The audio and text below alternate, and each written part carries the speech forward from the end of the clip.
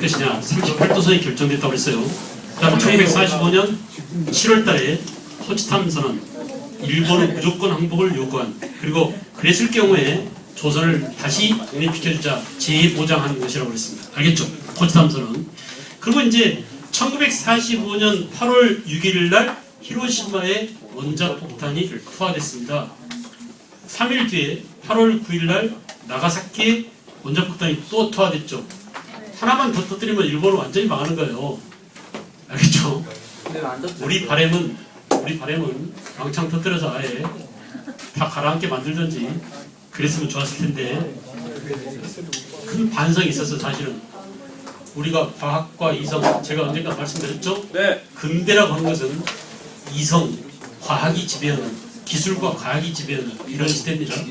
과학의 발달, 이성의 발달, 결국 과학기술의 발달이 인류한테 이롭게 작용해야 되는데, 이렇게 원자폭탄을, 그 당시 원자폭탄 이름이, 히로시마에 떨어진 원자폭탄 이름 혹시 아세요?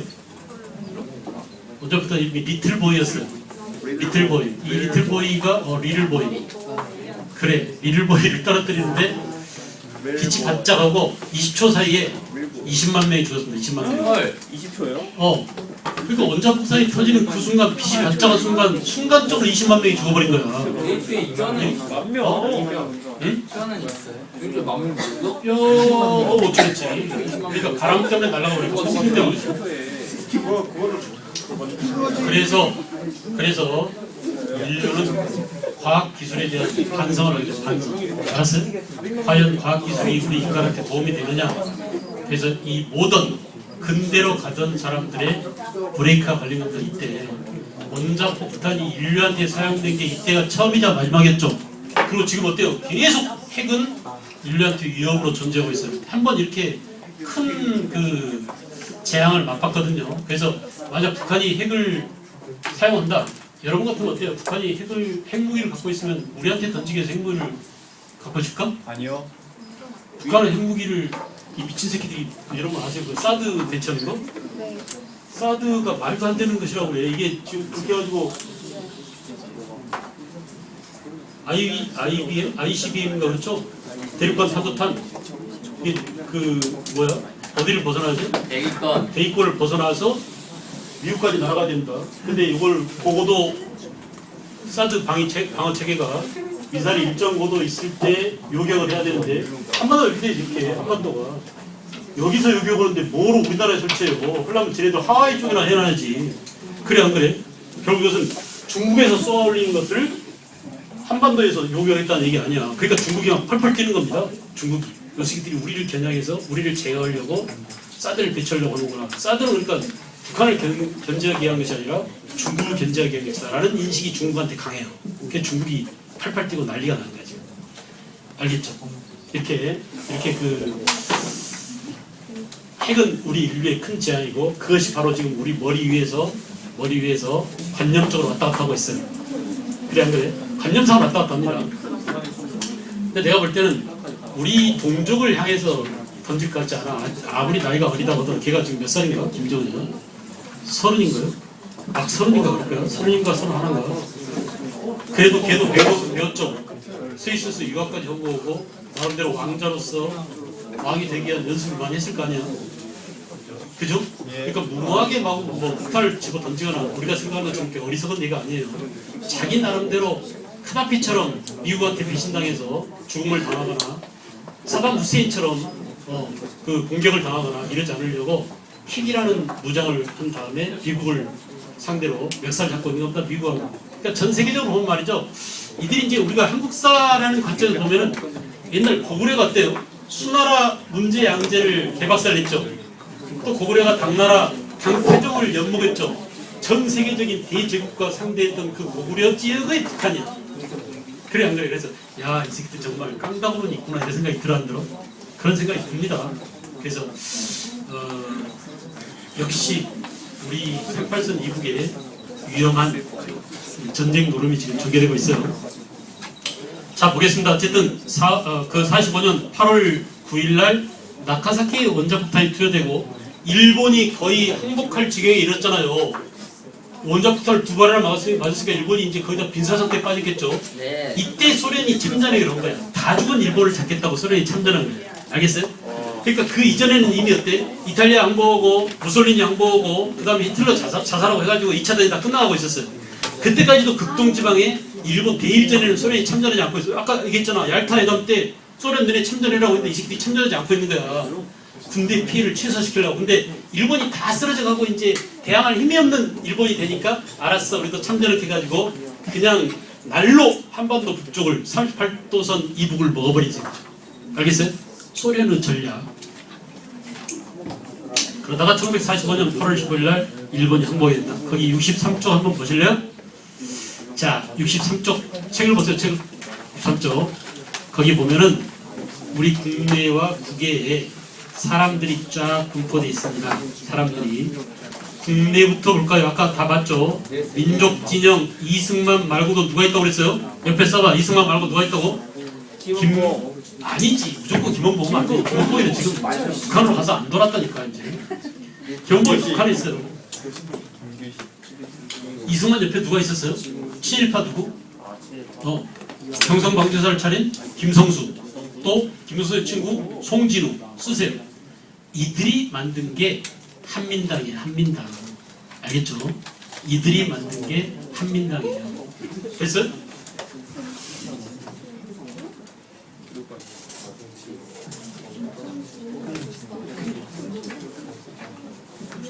봐봐 얘들아.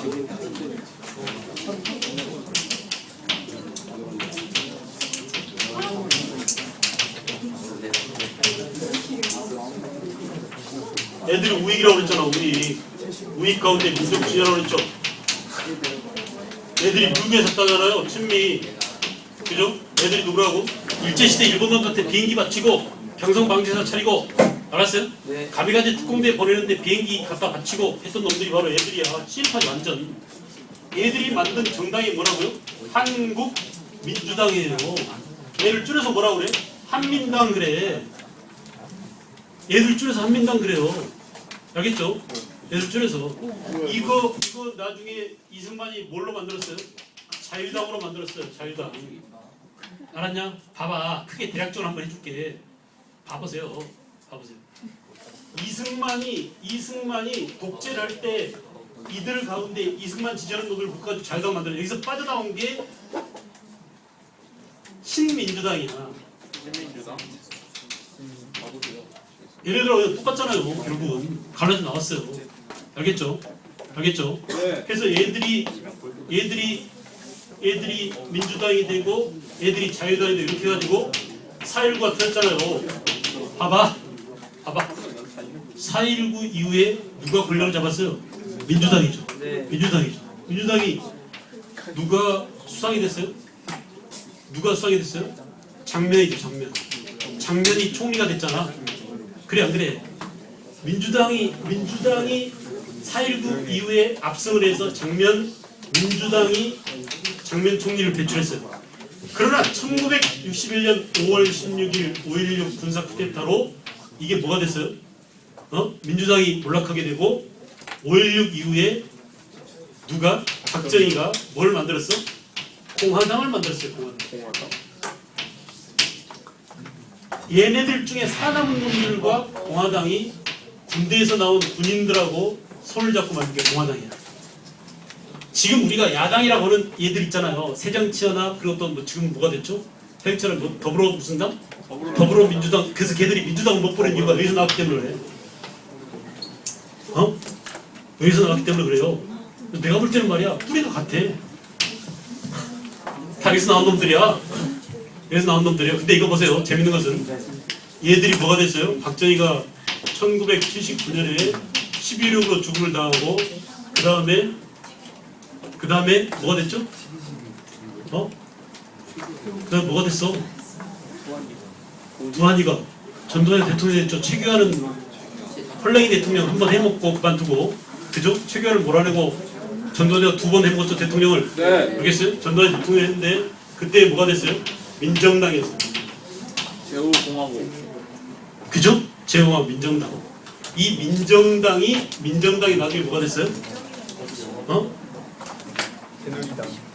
아니야. 민정당이 뭐가 됐어? 김영삼하고 김종필하고 노태우하고 합쳤어요. 알았어요? 그래서 얘들이 민자당이 돼요. 민자당이 그 다음에 김영삼이 대통령 다음에 뭘로 바꿨어요? 신한국당으로 바꾸고, 신한국당이 바뀌어서 뭐가 되고, 찻대기 하다가 끌려가지고 그 돈을 찻대기로 막 갖다 준 거야. 기업들한테 뺏어가지고 선거 자금으로 쓰라고. 이게 발각났어요. 그래서 당명을 바꿨어요. 이름을 바꿔야 세탁이 되잖아. 이름 세탁이. 그래서 세탁. 아니야.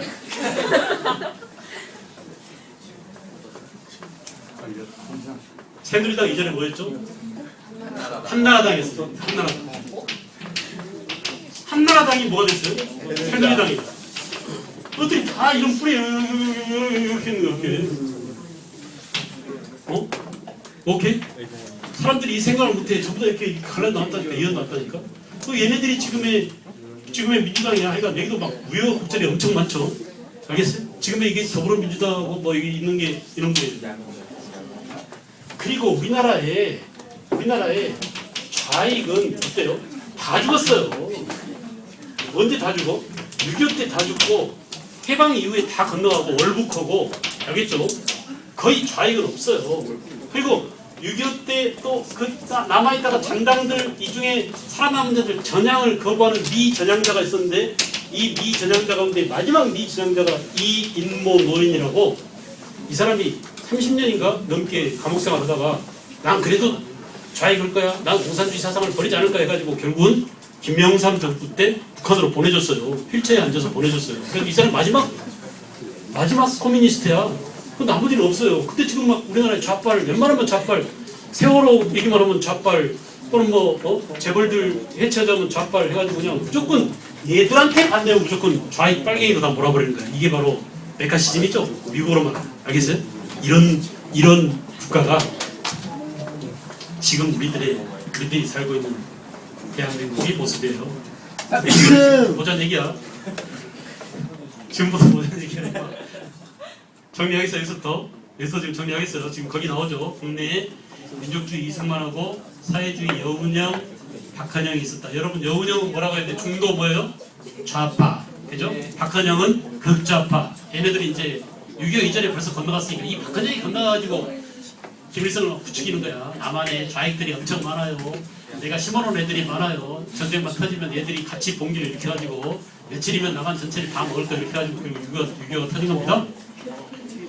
자, 1945년 8월 15일 해방되기 이전에 벌써 이렇게 남한에 이승만, 여운형, 박한영이 와 있었고, 나중에 이제 어때요? 여기에 해방된 이후에 김구가 돌아오게 되죠. 컴백. 그죠? 이승만이 먼저 왔고 나중에 김구가 왔어요. 그래서 김구는 시기적으로 주도권을 잘못해 놓쳤습니다. 국외에서는 한독당 가로 열고 뭐라고 해야 돼? 김구야. 아까 내가 얘기했죠. 한국 독립당을 줄여서 뭐라고 한다고? 한독당 그래요. 가로 열고 뒤에다 뭐라고? 김구라고 써놓으세요. 한독당. 그 다음에 연한파 김두봉이죠. 김두봉. 연한파 김두봉. 김원보이가 있고 김투봉이 있어요. 김두봉이. 그 다음에 김일성파. 얘네들 다른 말로 뭐라고 한다고? 소련파 또는 뭐라고? 갑산파. 기억나나? 얘들이 북한의 건국 주요 세력, 주도 세력입니다. 이렇게 해서 세력이 이렇게 분포하고 있었다. 보세요. 그러다가 1945년 12월 달에 모스크바 3상회의가 터졌고, 그죠? 그 모스크바 3상회의 결과로 찬탁과 반탁의 대결이 엄청나게 거셌었다. 그래서 우리 조선에서 임시정부 수립 문제를 유엔으로 이관했고, 결국 1947년 유엔 한국 임시연단 들어온 이후로 단독 정부를 세울 것이냐 통일 정부를 세울 것이냐 문제로 싸우게 되더라. 당시 1948년 6월 달에 이승만은 단독 정부를 주장해요. 쓰세요. 이승만. 단독 정부 밑에다 이승만 써놓고,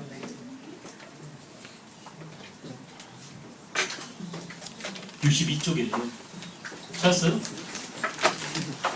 지금 서로 다른 데 보고 있었던 거야, 나랑? 아니요. 단독정부, 통일정부 있죠? 거기 단독정부 누구라고? 이승만. 통일정부 누구예요? 김구. 한 사람 더. 김구랑 함께 누구? 김규시. 또 이때 누가 건너갔다고? 김원봉 건너갔었죠. 이렇게 통일정부를 주장한 사람들이 있었다. 결국은 첫 단독정부 수립이 관철돼서 8월 15일 날 대한민국 정부가 수립됐다라고 했습니다.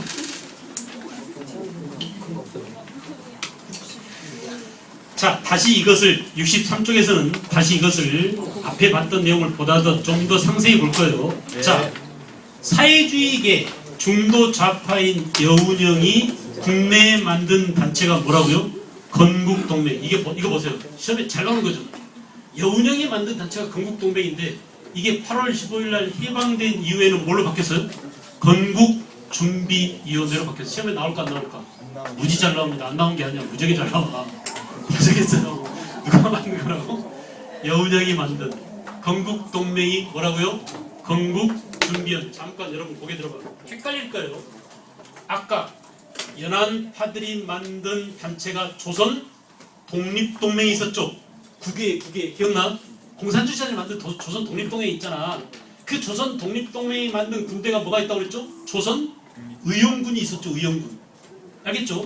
걔들하고 헷갈리면 안 돼요. 걔들은 해방되기 이전에 연안, 그러니까 그 중국 공산당들이 만든, 알겠어요? 중국 공산당에 소속됐던 조선 공산당 연안파들이 만든 단체이고 단체가 뭐라고? 조선 독립동맹. 그들이 만든 군대가 뭐라고? 조선 의용군이다 이거야. 알겠죠? 그거 말고 국내에 있던 여운형이 해방 이전에 조선의 독립이 눈앞에 닥쳤어. 우리가 장차 이 조선의 독립을 위해서 뭘 준비할까나 이렇게 해서 만든 게 뭐라고요? 건국동맹이다 이거야. 헷갈리지 않도록 주의하세요. 건국동맹 이후에 8월 10일 해방된 이후에 뭘로 바뀌었어요? 건국준비위원회. 보다도 구체화시키자 해가지고 건국준비위원회를 만들고, 그러나 이제 이 건국준비위원회는 밑에 보세요. 대단히 중요합니다. 시험에 잘 나오는 단체예요. 자, 건국동맹을 모태로 좌우 합작 줄 그으세요. 좌우 합작 형태로 만들었다. 다시 강조합니다. 건국준비위원회는 좌우 합작 63쪽 아래에 건국동맹을 모태로 좌우 합작 형태로 만들었다. 됐어요? 자, 그러면 좌는 누구냐? 중도 좌파인 누구예요? 여운형. 또 중도 우파인 누구야? 안재홍. 얘들이 합쳐서 좌우 합작 단체가 된 겁니다. 우리가 보면은 좌파 우파가 손을 잡을 때 극좌나 극우는 손 안 잡아요. 항상 손 잡자고 한 사람들은 뭐야? 중도 좌파와 중도 우파가 손 잡아요. 알겠죠? 그래서 중도 좌파인 누구하고? 여운형하고. 중도 우파인 누구하고? 안재홍하고 손잡고 뭘 만들었어요? 건국준비위원회를 만들었다 이거야. 됐어? 그 다음 보세요. 조선 건국동맹 계열 여운형과 신간의 계열 안재홍이 손잡고 장안파 조선 공산당 계열도 참여하긴 했지만 어쨌든 좌우 합작단체로 만들었죠. 자, 이 말이 잘 나옵니다. 전국에 145개의 지부까지 설치하고 건국을 준비하기 위한 구체적인 준비 작업에 착수했다는 얘기야. 오케이? 다시 합니다. 전국에 145개 지부를 설치하고, 근데 문제는 뭐냐? 내부 갈등으로 우익 동그라미 누가 탈락했을까요? 누가 이탈했을까요? 여운형이 빠져나갔어요. 그럼 누구만 남아? 중도 우파가 빠져나가면 누구만 남아요?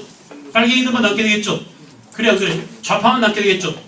그래서 우리나라에 진주했던 미국이 조선 건국준비위원회를 인정할까 인정하지 않을까요? 인정하지 않아요. 알았어요? 인정하지 않아요. 그래서 조선 건국준비위원회는 8월 15일 날 보세요. 건국준비위원회를 줄여서 건준 그러는데 건준의 선언과 강령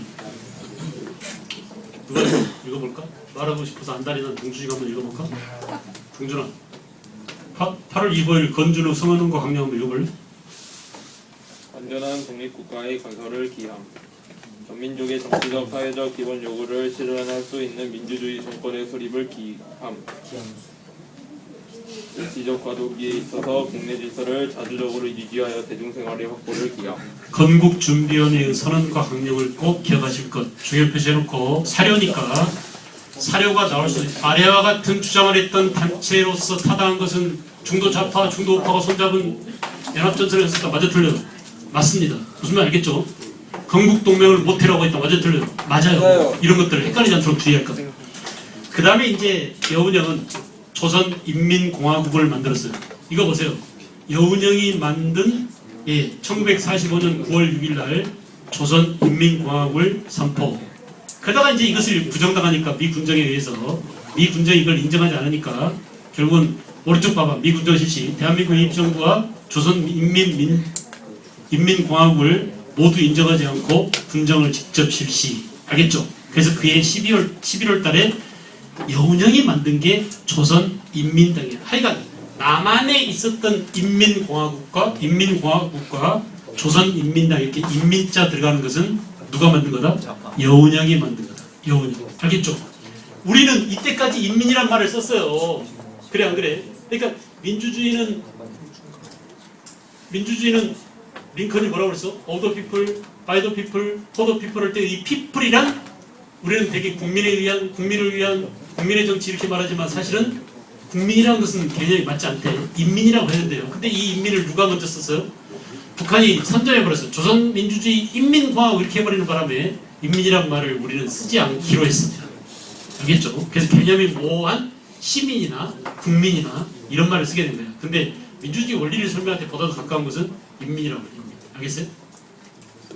근데 이 조선인민당, 인민공화국을 여운형이 만들었다. 박헌영은 뭐냐? 1945년 9월 12일 날 조선공산당을 재건했어. 이 말은 무슨 말일까요? 원래 조선공산당이 있었다 없었다? 있었어요. 알겠어요? 근데 일제시대 1925년에 일본이 사상탄압으로 공산당을 없애버렸어요. 없어진 공산당을 다시 재건한 게 누구라고? 박헌영이었어요. 조선공산당을 재건했어요. 박헌영이. 그 다음에 국외에서는 누구냐?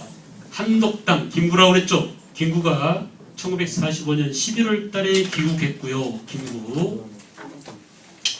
보세요. 저 위에 봐봐. 이승만은 벌써 언제? 1945년 9월 16일 날 한국민주당을 만들었죠? 근데 김구는 훨씬 뒤에 한겨울에 들어왔어요. 11월 달에.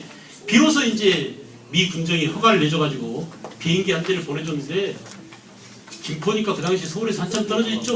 거기까지 비행기 타고 오는데 감기 걸려가지고 그 군용 트럭인가 하는데 그때 김포에서 서울까지 오는데 그래서 트럭 뒤에 타고 왔는데 임시정부 요인들이 전부 다 감기 걸려가지고 또 들어와서도 며칠 동안 흥흥 앓으라고 밖에 나오지도 못했대요. 그러니까 완전히 시기적으로 한반도에서 그러니까 남한에서 정치적 주도권을 장악할 기회를 다 상실해버린 거예요. 시간적으로 늦게 들어가지고. 알겠죠? 그 다음에 연안파들은 조선의용군 선발대가 북한에 있고 조선의용군 선발대 동그라미 하세요. 조선의용군 선발대 동그라미 하세요. 이들이 1945년에 그 선발대가 들어왔는데 이들은 1949년에 아까 뭐 했다고 그랬어요? 국공내전에 참전했다고 그랬죠. 쓰세요 거기다가. 1949년 국공내전에 참전. 알겠죠? 연안파의 그러니까 선발대만 들은 거예요. 5만 명이 지금 중국에 남아있어요. 알겠어요?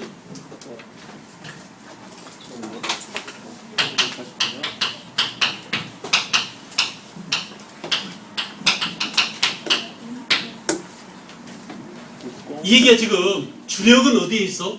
중국에 있어요. 연안파들이 만든 조선의용군 주력 부대는 중국에서 뭐예요 앞으로? 아직 이때가 지금 45년이니까 아직 전쟁이 나지 않았잖아요. 그래 안 그래? 맞아요. 나중에 훗날 벌어질 국공내전에 참전해서 한 5만 명가량은 중국에 남아있고 그래서 누구만 들어온 거야? 선발대만 들어온 거예요. 몇 명 안 들어왔어요 조선에. 알겠죠?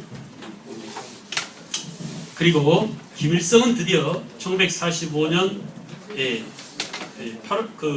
이미 1945년 8월 15일 해방된 이후 9월 달에 들어오더니 10월 달에는 조선공산당 북조선 분국을 만들었어요. 자, 원래 공산주의 코민테른에서는 한 나라의 공산당을 하나밖에 못 만들겠습니다. 근데 봐봐. 김일성보다 먼저 공산당을 만든 놈이 봐봐 누구야? 남한의 공산당을 만들어버린 게 박헌영이죠. 알았어요? 박헌영 봐봐. 그기 찾아봐. 조선공산당 제금 몇 월이에요? 45년 9월이잖아요. 근데 김일성이 공산당을 만들려고 보니까 누가 먼저 만들어놨어? 박헌영이 만들었는데 그게 북한에서 남한에 있어요. 남한에 있어요. 그래서 김일성은 조선공산당을 만들지 못하고 남한에 있는 조선공산당의 북쪽에 있는 분국 해가지고 조선공산당 뭐라고? 북조선 분국을 만든 거야. 알았어? 무슨 말인지 알겠어? 이게 생각을 해야 돼. 내 얘기 들어봐. 원래 공산주의에서는 공산당 지령이 내려오기를 한 나라의 공산당은 하나밖에 없다라고 했어. 근데 조선에 이미 누가 공산당을 만들었어? 박헌영이. 뒤늦게 들어온 누가? 김일성이 공산당을 만들라고 했더니 야 우리 공산당 있어 그러니까 못 만들고 조선공산당 북조선 군국을 만들 거야. 그래서 기분이 들었거든. 그래서 김일성이 뭐라 야 공산당 없애가지고 남한에 있는 박근혜한테 뭘 만들라고 그랬어요? 남한 노동당으로 이름을 바꾸라고 그래요. 알았어요? 남한 노동당. 그래서 북한에 뭐가 만들어져? 북한 노동당이 만들어져요. 알겠죠? 그리고 이걸 합쳐서 나중에 조선공산당이 다시 만들어지는 거예요. 지가 대빵 노릇하려고 이렇게 바뀐 겁니다. 별로 중요한 건 아니고 63쪽을 봤어요. 그 다음 보세요. 차근차근 잡아나갈 거예요. 계속 중국대 나옵니다. 지금 앞에 나온 내용들이 중국대에서 또 더 깊이 들어가고 지금 깊이 끌고 가는 거예요. 알겠죠? 그 다음에 64쪽 보시면 자 봐봐. 1945년 아까 했죠.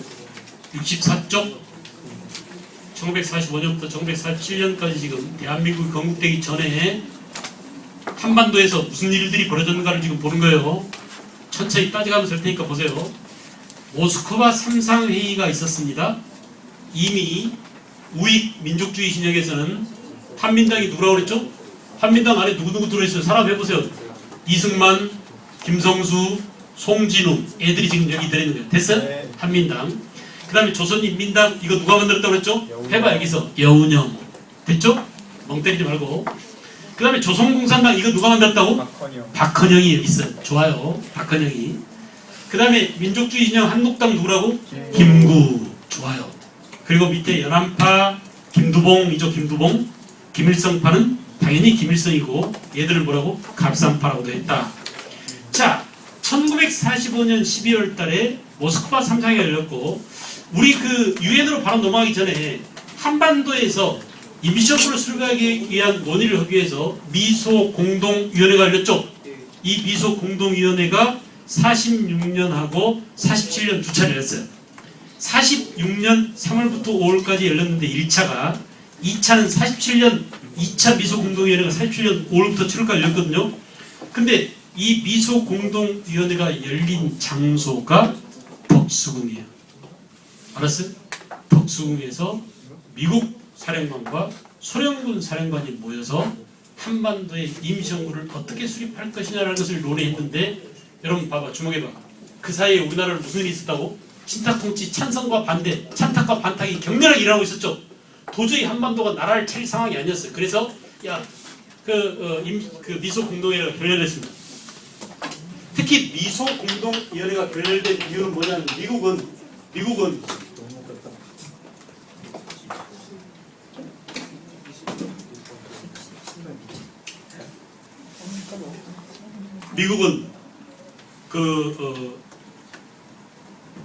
모든 정치 세력을 망라해서 정부를 수립하자라고 했고, 알겠죠?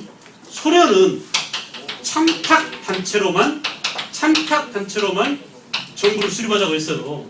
왜냐하면 연합국의 결정사항이 신탁통치죠.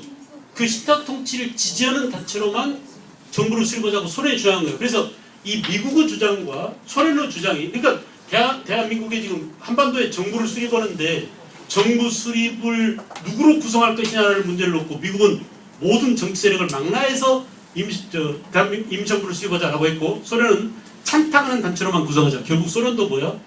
사회주의 국가를 한반도에 설치할 야욕을 드러낸 거죠. 그래서 결국은 이런 미국과 소련의 이런 대결, 이걸 뭐라고 우리가 냉전 논리라고 그러죠? 냉전 체제라고 그러죠? 이 냉전 체제 때문에 결국은 한반도에 정부 수립 문제가 원활하지 못해서 결국 이것이 유엔으로 넘어가서 유엔 임시연단이 오게 된다. 아까 빠뜨렸어요. 이걸 미소 공동위원회를. 자 보겠어요. 특히 이제 미소 공동회의가 한참 열리고 있던 그 와중에 1940년 6월 달에 이승만이 정읍 발언을 합니다. 중요 표시 잘 나오죠? 이승만의 정읍 발언. 이승만의 정읍 발언 내용이 뭐예요? 이승만의 정읍 발언 내용이 야 우리가 굳이 뭐하러 남한과 북한이 함께 꼭 나라를 차려야 되냐? 선거 가능한 지역만 나라를 차리자라고. 알았어요? 남한 단독정부 수립 주장입니다. 쓰세요. 남한 단독정부 수립 주장. 이렇게 남한만 따로 정부를 수립하자고 이승만이 정읍 발언을 하게 됐다. 결국 이게 실현됐죠? 결국 유엔의 결정사항이 남한 단독정부만 수립하기로 했죠? 그래 이승만의 정읍 발언에서 시험에 잘 나옵니다. 그 다음 이제 밑에 내려가 보세요. 사회주의 좌익계열 가운데 조선인민당 여운형에 조선공산당 박헌영에 얘네들이 손을 잡아요. 그래서 민주주의 민족 전선이 결성돼요. 아까 봤잖아요. 극좌와 중도 좌파가 손을 잡고 민주주의 민족 전선이 결성되고 그 다음에 여기에 누가 들어와? 누가 들어와요? 외국에 나가 있던 그러니까 임시정부의 주석 누가 들어와? 김구가 들어옵니다. 한독당. 그래서 손잡고 뭐가 만들었어요? 좌우합작위원회가 결성돼서 중요합니다. 중요합니다. 나오고 말 거예요. 이것도 좌우합작위원회가 결성됐어요. 그래서 1940년 7월 달에 좌우합작위원회가 결성되고 그 이후 1947년 10월 달에 좌우합작위원회가 해체돼요. 그러니까 우리가 일제시대 1926년부터 27년 사이에 좌우합작운동이 전개되죠. 이걸 우리가 뭐라고 불렀나요? 민족유일당운동이라고 불렀죠. 그죠? 민족유일당운동도 좌 플러스 우였잖아요. 이것과 혼동하지 않도록 주의하세요. 좌우합작운동이나 좌우합작단체가 나오면 1920년대는 뭐예요? 신간의 근호회 이런 것들은 일제시대고 지금 여기는 뭐예요? 1946년과 47년 사이에 좌우합작이에요. 알겠죠? 잠깐 얘들아 거기 들어봐. 거기 들어봐. 아까 우리가 여운형과 누가 손잡다고 그랬어요? 극좌와 극우 누가 손잡다고 그랬죠? 네? 그러니까 미안해. 중도 좌파인 여운형과 중도 우파인 누가? 안재홍이 손잡다고 그랬죠? 이게 어디서 손잡은 거야? 건국준비위원회 손잡았죠? 근데 안재홍이 떨어 나갔다고 그랬죠? 이거 말고 그리고 1946년에 다시 좌우합작단체를 만들면서 이때는 뭐냐? 이때는 김규식하고 손 김규식 알겠죠? 여운형과 김규식과 손잡고 그죠? 그래서 김규식, 김구 얘네들이 들어갔어요. 우파로서 보세요. 그래서 좌우합작 7원칙을 발표하고 그 다음에 이제 그 조선공산당이 아까 말씀드렸죠. 박헌영이 만든 잘 생각하면서 해야 돼요. 박헌영이 만든 조선공산당이 남조선 노동당이 되고 찾았나요? 이걸 줄여서 뭐라고 한다고 그랬지? 남노당 그랬어요. 그죠? 남노당이라고 이렇게 남조선 노동당이 되고 좌우합작위원회는 좌우합작 7원칙을 발표하게 되었다. 좌우합작 7원칙을 자 밑에를 좀 보겠습니다. 모스크바 3상의 내용 미영소 3국이 모여서 한국 문제를 논의하게 되고 임시정부를 세우기 위해서 미소 공동회의를 설치 이게 제일 중요한 결정사항이에요. 중요 표시하세요. 모스크바 3상의 중요 결정사항은 임시정부 수립을 하기 위한 미소 공동위원회 설치하고 그리고 또 뭐냐 최고 5년 동안 미영소 중 4나라에 의해서 5년간 신탁 통치를 하기 위한 협약이 이루어졌다. 이게 바로 뭐라고? 모스크바 3상이. 그런데 이 내용을 동아일보가 왜곡 보도했다. 어떻게 왜곡 보도했느냐? 임시 민주정부 수립 내용을 보도 안 했다는 거야. 중요한 것은 연합국이 한국에 정부를 수립해주겠다. 근데 좀 복잡하니까 조금만 유예기간을 주라. 5년간만 우리한테 좀 줄래? 4개국이 보살펴줄게. 이렇게 했단 말이에요. 근데 이거 싹 빼버리고 임시정부 수립 문제를 빼버리고 우리가 바로 해방 안 된대. 앞으로 5년 동안 또 시타 통치를 더 받아야 된다면서 36년 집에도 힘든데 5년간이 웬 말이냐 하면서 말이야 우리의 민족 감정을 자극했어요. 그래서 무슨 운동으로 하게 만들어서 반타 운동으로 하게 만들었다. 이게. 어쩌면 찬탁을 해가지고 순리대로 차근차근 그러니까 인큐베이터에 들어가서 민주주의 의식을 기르고 또 여러 가지 사상적으로 여러 사상들이 서로 충돌하는 것들을 잘 원만하게 해결하고 나라를 세웠다면 어쩌면 6.25 전쟁도 없고 지금처럼 이렇게 남한 내에서 극심하게 좌빨, 보수, 꼴통 막 이런 대립도 없어질지도 몰라요. 알겠어요? 뭐 역사에서는 가정법이 통하지 않습니다. 만약 그랬다면 이런 말이 절대 통하지 않아요. 그러니까 역사는 항상 뭐가 중요해? 그때 잘해야 돼. 지금 우리 앞에 떨어진 이 명제들을 잘 해결해야 돼. 자, 지금 사드를 설치하지 않을까? 이게 되게 중요합니다. 알겠죠? 북한에 대한 문제를 어떻게 해결할 것이냐? 통일에 대한 문제를 어떻게 해결할 것이냐? 이런 게 되게 중요해요. 그래서 사실은 미국이 신탁 통치를 주장했다. 이걸 잘 모르는 학생들이 많아요. 알겠어요? 우리를 바로 독립시키지 않고 20년이나 신탁 통치를 주장했던 나라가 누구라고? 오히려 미국이었어요. 그러니까 내가 볼 때 미국은 우리가 아는 것보다 훨씬 나쁜 놈들이에요. 사드를 팔아먹으려고 하는 것을 봐도 알겠죠? 남한하고 북한하고요 거의 통일될 뻔했어요. 그리고 서로 김대중 정부나 노무현 정부나 이미 김일성하고 만나려고 했었죠. 김영삼 때 만나려고 했는데 이 김일성이 죽어버렸어요. 만나기로 다 약속해놨는데 죽어버렸어. 그래서 못 만나게 된 거야. 김영삼 정부 때. 그 김영삼이 얼마나 원통해서 그때 만났더라면 노벨 평화상은 김대중이 아니라 누가 받았을 거야? 김영삼이 받았을 겁니다. 근데 김일성이 죽어버리는 바람에 이걸 못했어요. 그래서 결국은 그 다음에 이제 김정일하고 김대중하고 만나게 되고 또 김정일하고 노무현하고 만나게 되고 이렇게 해서 거의 통일로 가는 평화협정을 체결하고 이렇게 할 수 있는 그런 지경까지 다 해놨는데 아버지 부시하고 아들 부시 이 미국 대통령 이 쌍놈의 새끼들이 우리의 통일을 가로막은 저희 아주 나쁜 놈들이에요. 알았어요? 그게 결국 뭐냐? 통일이 안 되면 이득을 보는 놈들이 있어요. 미국에서 어떤 놈들이 이득 봐? 무기 팔아먹는 놈들이에요. 무기 팔아먹는 놈들이에요. 그러니까 사드 한 대 들어오는데 한 개 대대가 들어오는데 1조 원 정도의 정비가 필요해. 알았어요? 무기가. 근데 그뿐이 아닙니다. 뭐 F-35인가 뭐 앞으로 전략 폭격기니 또는 뭐죠? 소리 안 나는 비행기가 뭐죠? 스텔스 뭐 이런 것들 들어올 때 어마어마한 돈들을 벌어내려고 한반도에서 전쟁을 유발시키려고 하고 그러니까 외교적으로 또 군사적으로 한국이 안보상 위험이 많다 이런 것을 강조해서 우리한테 계속 무기를 팔아먹으려고 하는 그런 획책을 하고 있는 거죠. 여기에 이제 동아일보가 앞장서서 미국이 신탁 통치를 주장했다 이런 내용들은 전혀 보도하지 않았어요. 그냥 소련 놈들이 신탁 통치를 주장한 것이다 이렇게 민족 감정을 자극해가지고 반타운동에 빠지게 만들었습니다. 그래서 전국적인 반타운동을 전개했다.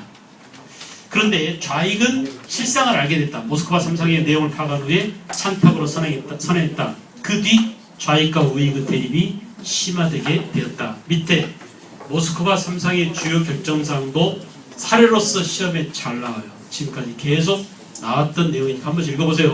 모스크바 3상 다시 합니다.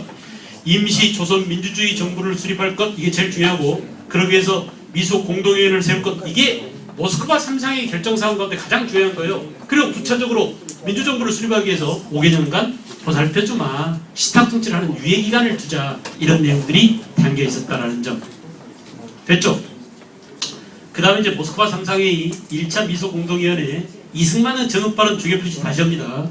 이것도 나올 가능성이 굉장히 높은 알겠어요? 왜냐하면 지금 집권 세력은 이승만 추종자거든요. 알겠죠? 그래서 이승만이 단독정부 수립을 시사하고 이승만은 미국과 교감 속에서 남한 단독정부 수립 이 남한 단독정부가 나중에 뭘로 관철돼? 50총선거로 이루어지죠? 그래서 남북이 분단되게 된 겁니다. 알겠어요?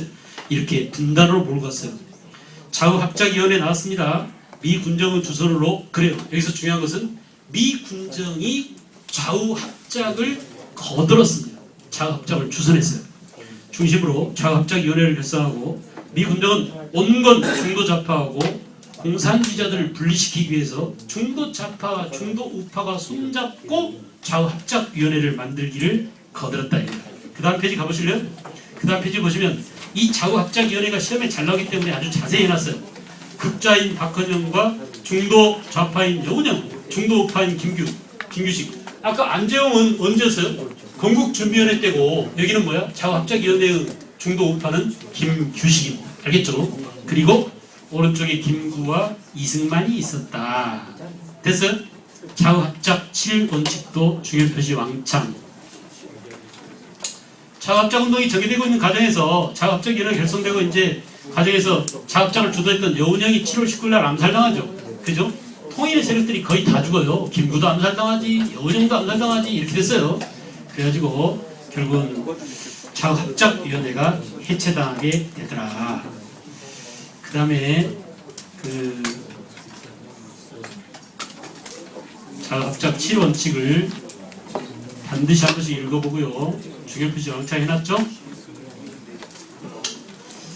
그리고 쭉 아까 봤던 내용들 대한민국 정부 수립까지 내용이 67페이지 위쪽에 있습니다. 이거 다음 시간에 요걸 정리하면서 또 이어나가겠어요. 알겠죠? 다음 시간에 이렇게 중첩되게 이어나가면서 계속 반복 학습할 거니까 나중에 따로 공부해야 되는 마음을 버리고 수업 시간에 수행하고 나면 근현대사를 완벽하게 잡겠다라고 생각하세요. 알겠어?